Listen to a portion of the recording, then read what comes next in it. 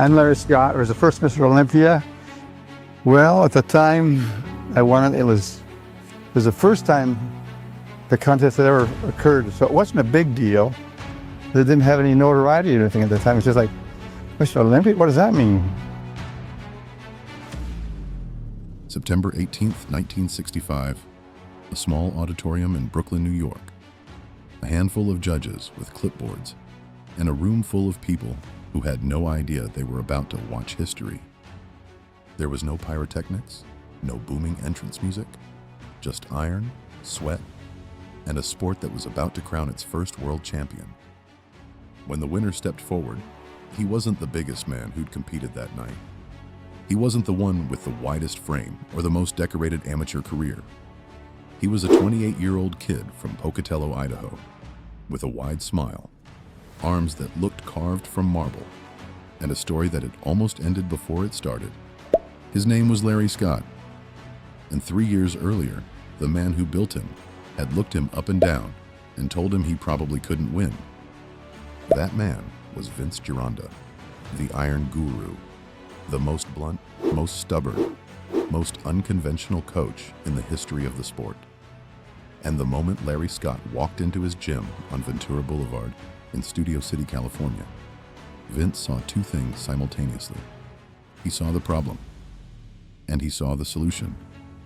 This is the story of how that happened, how a difficult, uncompromising genius took a kid with the wrong body and turned him into the first Mr. Olympia in history, and why, 60 years later, you can walk into almost any gym in the world and find the proof of what they built together, sitting quietly in the corner.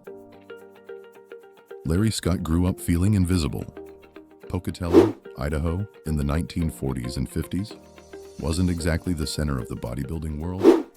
It was a railroad town, working class, practical, and Larry was a quiet kid, self-conscious, slight through the shoulders, the kind of teenager who didn't fill out a room when he walked into it. He wasn't built to turn heads, he knew it, and it ate at him.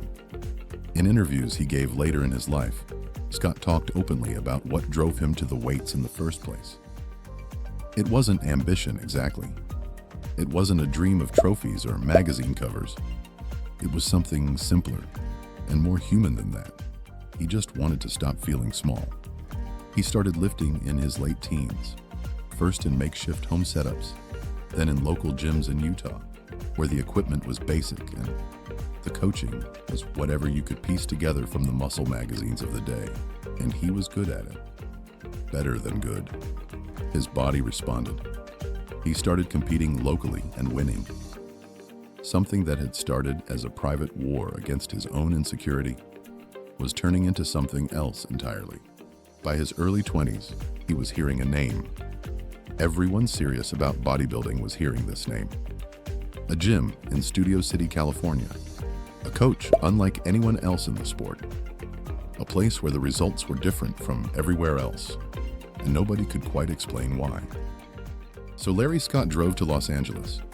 He walked into Vince's gym on Ventura Boulevard, grabbed the 20-pound dumbbell that served as the door handle, stepped inside, and introduced himself to Vince Gironda. Vince Gironda didn't do pleasantries. If you were in his gym, you were there to work. If you wanted his opinion, you were going to get it, regardless of whether you asked. He looked at Larry Scott the way a sculptor looks at a block of stone. Not at what it was, but at what it wasn't yet. And what Vince saw, clinically and immediately, was a problem.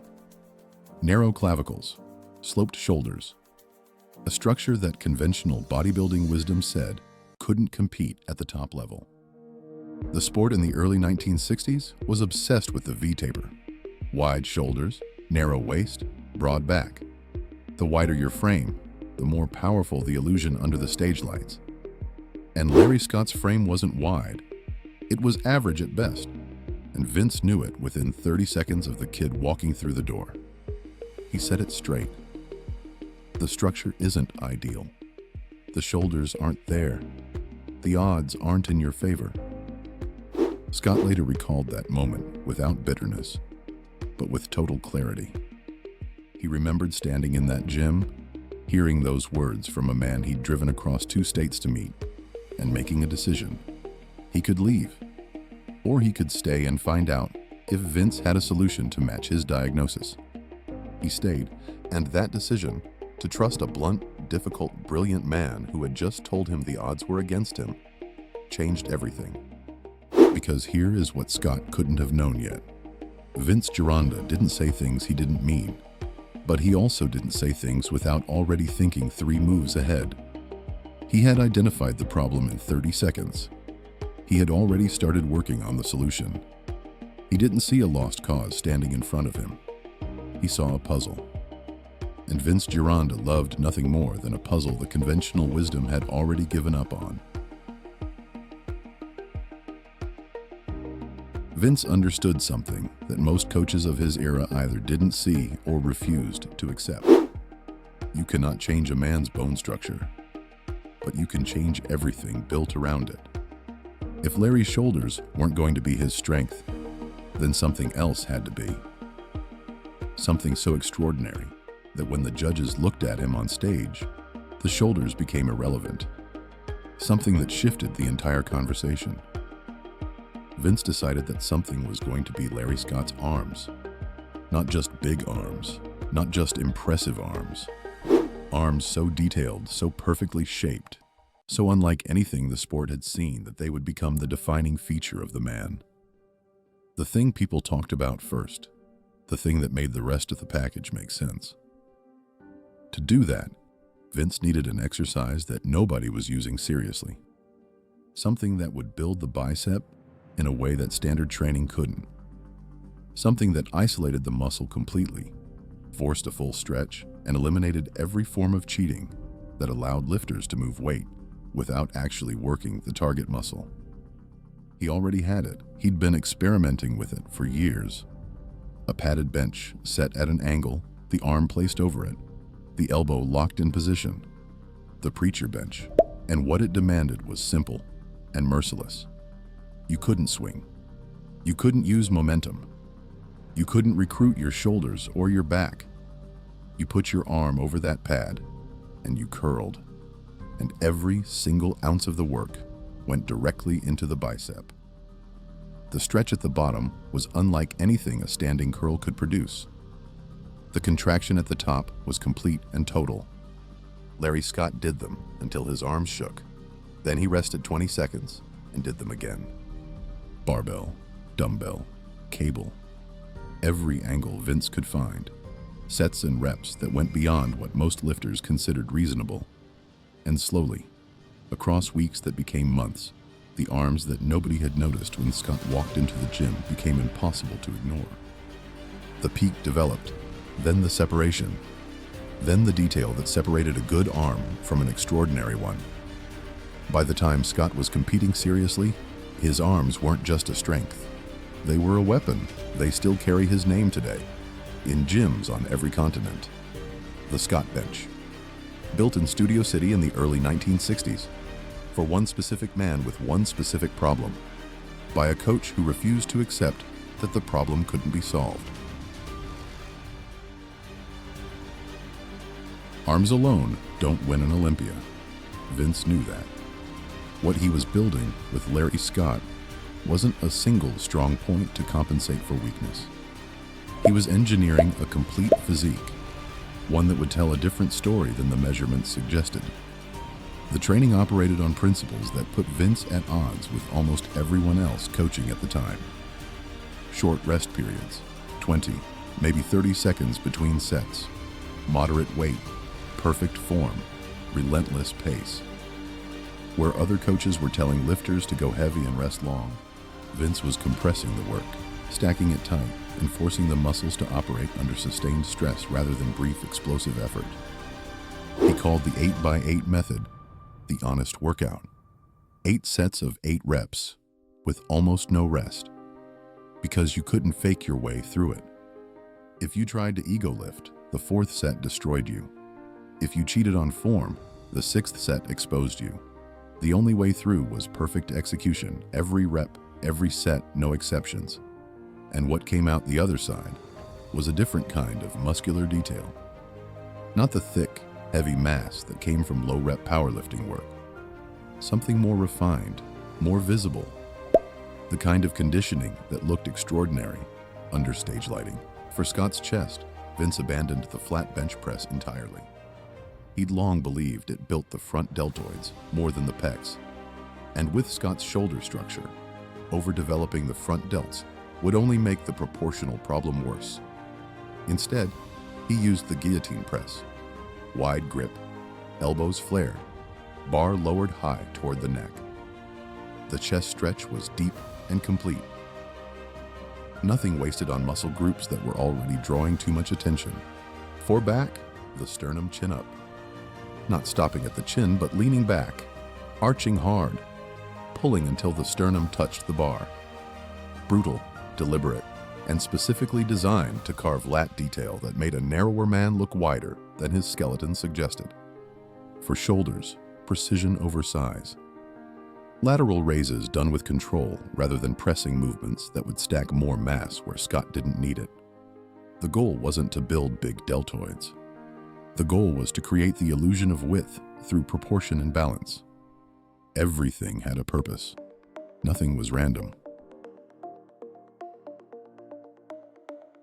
While competitive bodybuilding was bulking on whole milk and pasta, Vince had Scott eating in a way that most people in 1962 would have called dangerous. Steak and eggs, cooked in butter, twice a day, 6 days a week. That was the diet. That was all of it. On the 7th day, a real carb refeed, a real one, pasta, fruit, whatever Scott's body needed to replenish and reset, then straight back into the cycle. The nutrition establishment of the early 1960s would have had serious concerns. Fat was the enemy. Saturated fat, especially. And here was Vince Gironda, telling his most promising student to eat steak and eggs cooked in butter every single day of the week. But the results weren't theoretical. They were walking around Vince's gym in Studio City, getting leaner and more detailed every month, while the competition was still trying to figure out how to shed the weight they'd put on during their bulk. Scott didn't need months of cutting before a competition. He lived close to contest condition year-round, lean, dry, detailed. The diet kept his waist tight and his muscle visible at all times, which for a man whose proportional success depended on the waist-to-shoulder relationship wasn't a luxury. It was essential. Vince also had him taking desiccated liver tablets by the handful, free-form amino acids before they were commercially available, digestive enzymes, kelp. The doctors laughed. The results kept coming. By the mid-1960s, Larry Scott wasn't just competitive. He was the best in the sport. He won the AAU Mr. America in 1962, the IFBB Mr. Universe in 1964. Each title confirmed what Vince had been engineering from the beginning. A physique the sport hadn't seen before. A man who by every conventional measure shouldn't have been able to compete at this level, competing better than anyone. Word spread the way news traveled in those days. Slowly, through gyms and magazines and conversations between men who took this seriously. People made the trip to Studio City just to watch Scott train. They wanted to understand how a man with average structure was consistently outposing and outshaping competitors who had every physical advantage he didn't. The answer was in the gym on Ventura Boulevard, in the 20-second rest periods and the preacher bench sessions that left Scott's arms barely functional, in the steak and butter and the sternum chin-ups and the coach who watched every rep like a hawk. Then in 1965, something happened that changed the sport forever. Joe Weider and the IFBB decided that bodybuilding needed a world championship. Not for amateurs still earning their place. Not for men competing in regional shows hoping to be noticed. A competition specifically for the best professional bodybuilders on earth. The men who had already won everything the sport offered and needed a new mountain to climb. They called it the Mr. Olympia. The first one would be held on September 18th, 1965, at the Brooklyn Academy of Music in New York City. No one had ever won it. No one had ever competed in it. There was no history to draw from, no previous champion to measure yourself against. Just a stage, a set of judges, and the understanding that whoever walked away with the title that night would be, by definition, the greatest bodybuilder in the world. The field was small, but serious. Freddie Ortiz, a powerfully built Puerto Rican competitor with extraordinary arms, was considered a genuine threat. Harold Poole, younger and ambitious, had made a name for himself quickly. Earl Maynard brought an international pedigree. These were not soft opponents. They were men who had devoted their lives to the sport and arrived in Brooklyn believing they could win. Larry Scott arrived as the favorite. He was 28 years old. He had won every title the sport offered below this one. He had been training under Vince Gironda for several years. His arms were the most discussed physique feature in competitive bodybuilding. But favorites don't always win, especially not in a competition that has never been held before. The night of September 18th arrived. The backstage of the Brooklyn Academy of Music was not glamorous. It was cramped and airless. Men pressed together in a space not designed for this many bodies and this much nervous energy. The smell of posing oil hung heavy in the air. Dumbbells borrowed from a local gym were passed between competitors, everyone trying to get a last pump, trying to fill out the muscle before the lights hit. Mirrors propped against brick walls reflected men who had spent years building toward this single night. Nobody talked much. There was nothing left to say. This was the first Mr. Olympia in history. No one in that room had any idea what winning it would mean, whether the title would matter in 5 years, whether the competition would survive, whether anyone outside of the bodybuilding world would ever care. They were competing for something that didn't fully exist yet, a legacy being written in real time. Scott prepared the way Vince had trained him to prepare. Methodical, deliberate, no wasted energy, no last-minute panic. He had done everything that could be done. Either it was enough or it wasn't. Vince Gironda was not in Brooklyn that night. He was in Studio City, in his gym. He didn't travel to competitions as a rule. He built the athletes and sent them out, and if he'd done his job right, his presence wasn't required at the finish line. Whether that was philosophy or stubbornness, or simply the behavior of a man who didn't deal in sentiment, nobody could quite say, but Larry Scott walked out onto that stage without his coach in the room, which, in a way, was exactly how Vince would have wanted it. He'd spent years making sure Scott didn't need him standing ringside. The work was already done. Scott stepped under the lights. The arms that had been built on a preacher bench in Studio City caught the light immediately. The separation that Vince's high-density training had carved into every muscle group was visible from the back of the room. The waist that the steak and eggs diet had kept impossibly tight all year made the shoulders look wider than the clavicles suggested. The posing that Vince had drilled, the specific angles, the precise positioning, the presentation of every strength, and the concealment of every limitation. The judges wrote their scores. When the announcement came, it was Larry Scott's name they called, the first Mr. Olympia in history, built in a gym on Ventura Boulevard by a man who wasn't even in the room. Scott came back in 1966, won it again.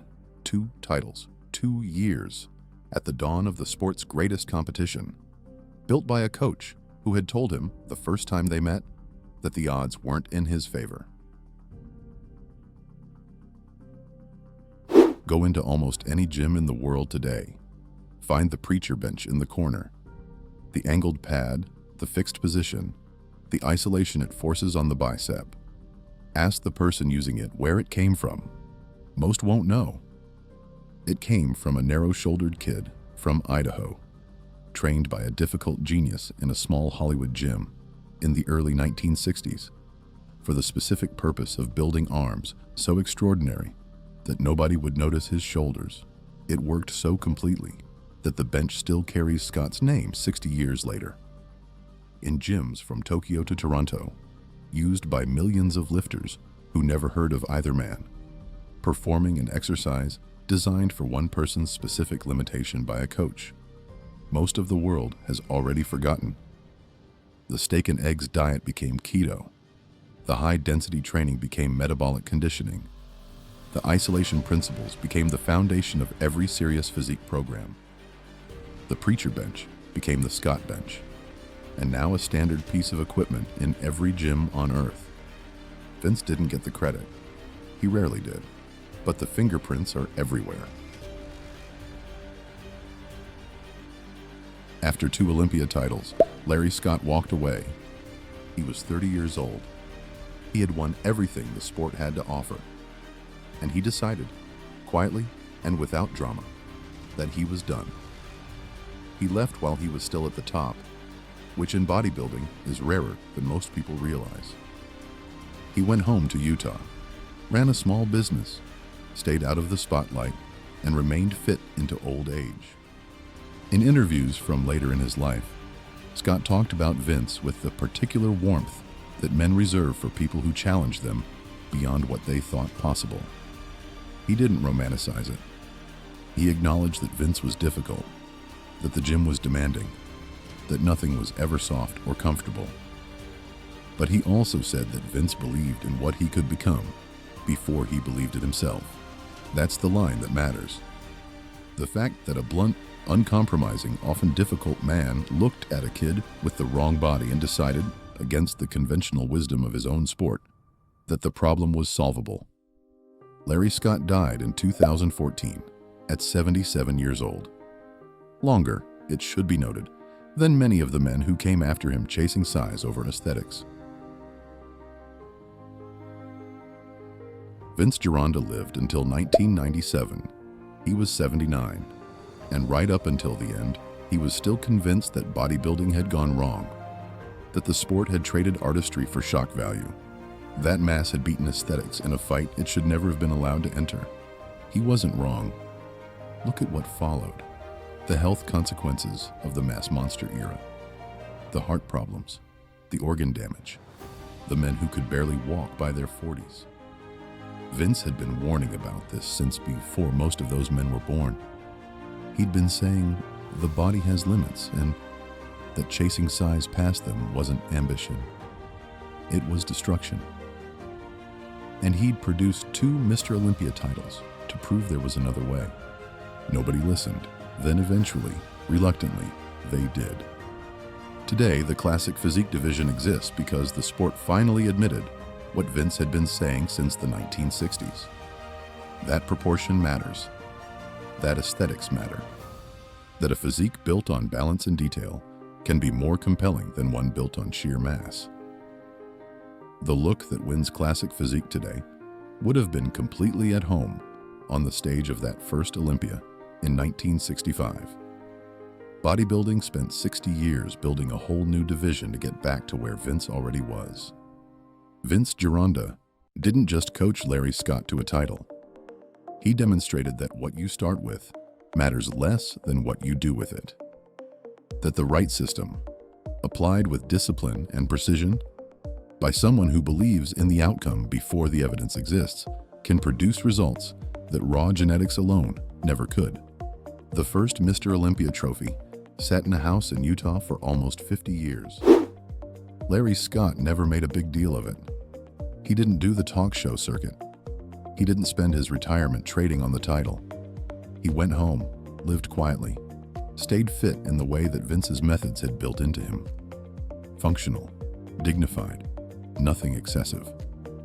The kind of retirement the sport doesn't always produce. That's what Vince Gironda built. Not just a champion, but a legacy so embedded in the sport that most people who encounter it every day have no idea where it came from. A narrow-shouldered kid from Idaho walked into a gym in Studio City and came out the other side as the first Mr. Olympia in history.